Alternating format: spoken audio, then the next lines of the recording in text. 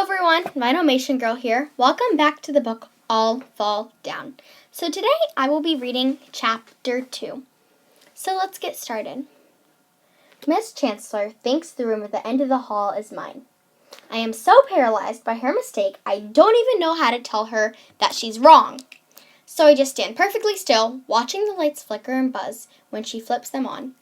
It's like the room is having trouble waking up from this long slumber. It hasn't been used in years, after all. 3 years.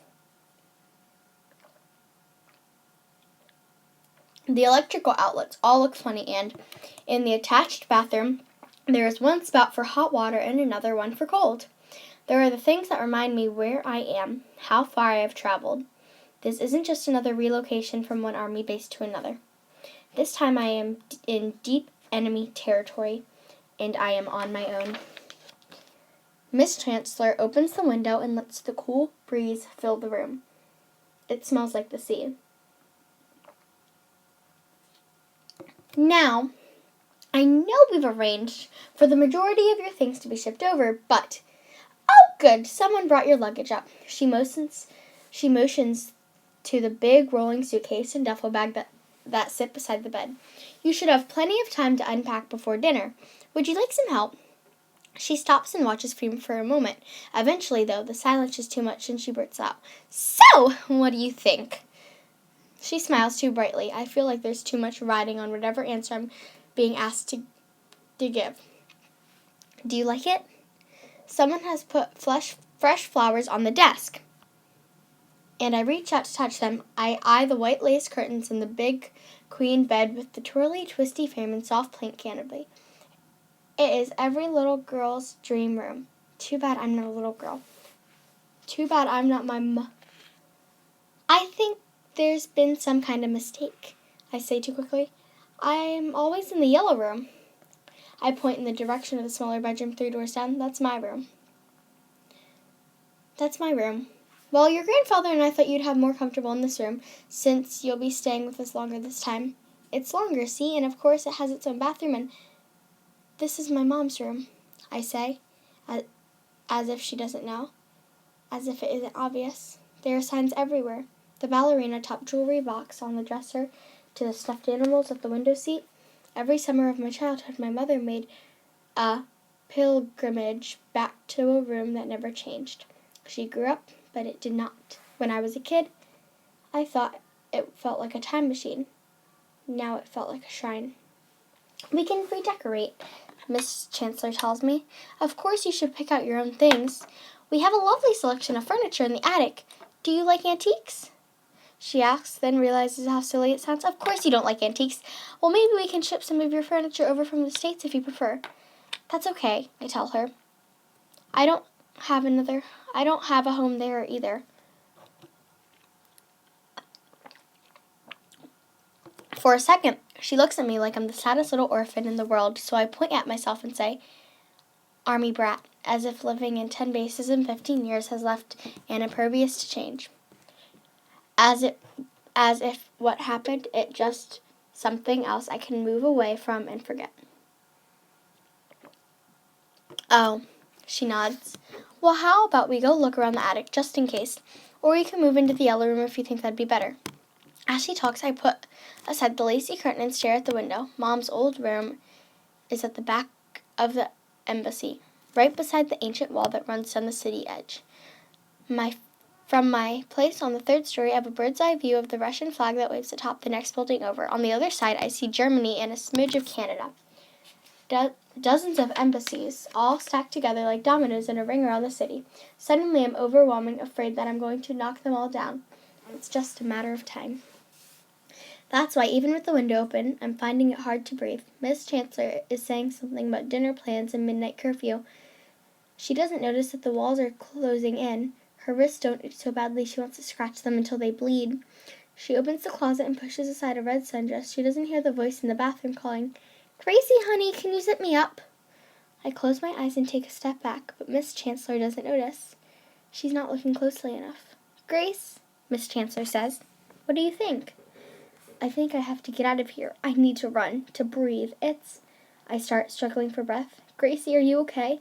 I've got to get out of here, I think, as I turn to the window and notice the tree that stretches up the sky. Its big branches easily within my reach. It's perfect. When Miss Chancellor leaves, I know I'm supposed to unpack and settle in, but I can't touch my things. There's already a hairbrush in the drawer in the bathroom. An old raincoat and umbrella hang from a hook on the back of the door.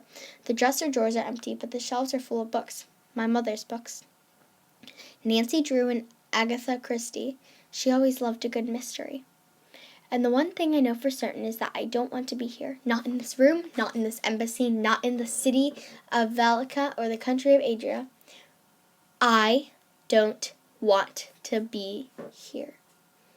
The cry in my throat rising up, but I don't dare let it out. Instead, I open the window wider. I've already thrown one leg over and still reaching for the nearest tree branch when I hear a small voice say, "Where are you going?" I freeze. It's always quiet here. I'd forgotten about the embassy row. You think there's so much diplomacy would make some kind of noise, a hum at least, but all I hear are birds, the wind in the tree, maybe a little bit of traffic in the distance, but for the most part it is silent. I stand perfectly still, waiting for the voice to come again. "Hello? Hello?" Then I see her, sitting on the edge of the wall, back straight, one skinny arm waving in my direction. She can't be older than 12. She has pale skin and white blonde hair.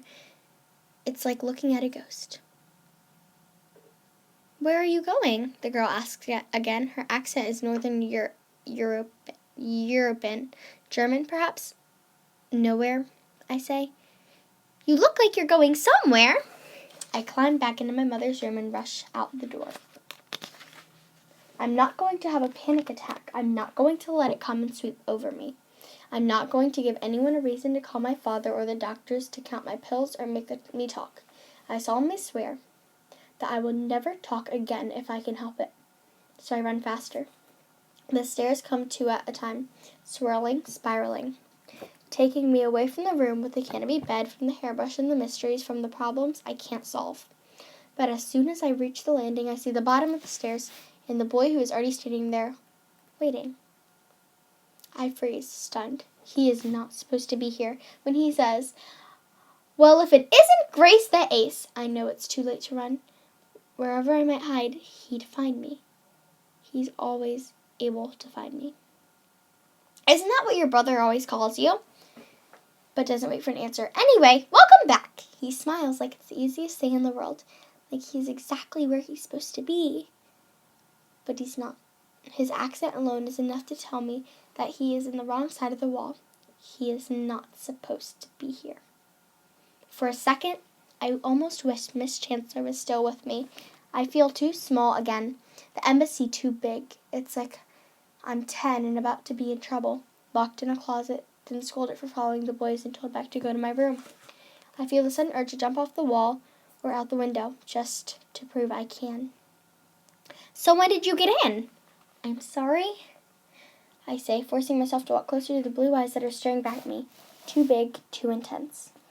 It's a gaze that might burn if I let it, so I decide not to let it, not even a little bit. I cock my head and eye him. "Have we met?"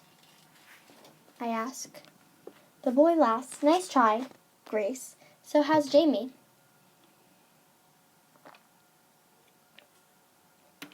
"Perfect, as usual. If you actually knew my brother, you'd know that." "Oh, but I do know your brother." His accent stronger. "In fact, I know you." The boy doesn't wink, but he gives me a kind of smile that goes with one. "Oh, gee, I'm sorry, I don't remember," I say as I reach the main floor and turn to start down the hall. "I guess you didn't make such an impression." "Sure I did. Of course, the last time we saw each other, they were scraping what was left of you off the German courtyard, so I could see how your memory might be impaired." "Canadian. I was in the Canadian courtyard. I never fell into Germany." I start to push past him, but the boy moves to block my path. "How long are we going to play this game, Gracie?" I'm not sure I don't know what you mean." "Then allow me to introduce myself," he says, playing along as he gives me a low bow. "Alexei Volkov, at your service. I live next door." He nods at the window toward the Russian embassy, because that's the thing about Embassy Row. The boy next door is probably Russian. He is not supposed to be here. Then shouldn't you be getting home? I ask. I hate for us to have an international incident. It's only my first day back. Actually, that's why I'm here. You see, I'm the guy your brother put in charge of you. At this, I had to laugh. Oh, he did he? Yes, I am too. And I quote, keep Grace from killing herself or anyone else, especially me. He was most empathetic about that last part. I don't need a babysitter. That's not what I hear. Alexei crosses his arms and leans against the wall, blocking my way, but there's something in his eyes as he looks at me. You grew up, Gracie. People do that, even little sisters. You will always be Jamie's little sister. So he likes to remind me, but that doesn't make me your problem. I guess this is where we must. What is it you Americans say? Agree to disagree?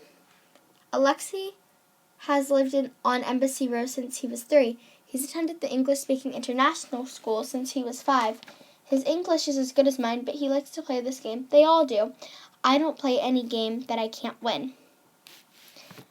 How have you been, Gracie? He asks, his voice too soft now, too sincere. And I hate the sound of it. It makes me wonder what to do now. What has Jamie told him? For better or worse, I lower my head and say, alive. Good, Alexei says. Then a darkness crosses his face, and I can feel the words coming even before he tilts his head and says, I was very sorry to hear about your mother. She was always very kind to me. The doors in the formal living room are open, and when I stare through them, I see blankets of draped over chairs' backs. Somebody has built a fort. Jamie, a little blonde girl calls. Alexei. But the boys are nowhere to be seen. A woman swoops into the room, takes the little girl in her arms. Gracie, what's the matter? They left me, the little girl's voice quivers, full of tears she won't let fall. Jamie and Alexei left me. Oh, Gracie. The woman holds her tighter. That's why I'm here. I will never leave you. Never leave me, I whisper. Gracie? Alexei's voice comes to me, but it's deeper than it used to be. He and Jamie will never build a fort again. Gracie, did you say something? I have to go. Grace, I have to go now. I shout because he is too close. The past is too close. The emotions I keep bottled up inside of me are pushing to the surface. And most of all, I am tired. I'm so tired. And if I have to stay inside this building one moment longer, I might not make it. I might just crumble into ash and blow away. There is a small courtyard behind the embassy. It's filled with rose bushes and transplanted from the White House and secluded benches. A few meandering paths and crisscross the grounds. As I reach for the door, Alexei says, Grace, you can't go that way. I spin, throwing my arms out wide and shout, Watch me! Then I back into the door, pushing as hard as I can. But I'm bigger than I used to be, stronger, and the doors open too easily against my weight. The stairs are slick, and I lose my balance as soon as I'm through the door. I feel myself slipping, falling. A hand grabs me from behind, but it's the exact wrong sensation at the exact wrong time. I feel like a rope has been fraying inside me, slowly unraveling until, snap! I turn and lash out. A cry rises up my throat, primitive and raw, and I'm pushing and lunging, falling as I land on the rose bushes. I can feel the thorns of the rose bush tearing my skin, clinging to my clothes, but I can't stop. I have to get away, so I push my hands and knees, and I try to crawl through the dirt, but my head is spinning. I see stars, but no, not stars. The bright lights flash with a quick clicks, rapid fire. I brush my hair out of my eyes and look up at the International Press Corps that stand around me, cameras raised, capturing my every move. There must have been at least 50 people in the courtyard. From the edge of the crowd, I see Alexei's father looking on, horrified. That's why, Alexei says so softly I can barely hear him. Only when do I realize I'm not alone on the ground. The Russian ambassador spits and gags beside me. Blood rushes from his nose, and he brings a hand to his mouth as if he has been hit, because he has been hit. I look down at my hands. They're shaking, and my knuckles, they're a faint smudge of blood. Hello, Grace, darling. Instantly, I recognize the deep southern drawl. Even after decades in Adria, he hasn't lost. I squint up to the sun. Vaguely, I make out a dark suit, a red tie, white hair, and a smile I haven't seen in years. I wipe mud from my face, and I steal one last glance at the obviously upset Russian. Then I turn back to the man offering me his hand, and I say, Hi, Grandpa. This is the end of Chapter 2. Return next time when we read Chapter 3. Thank you for listening.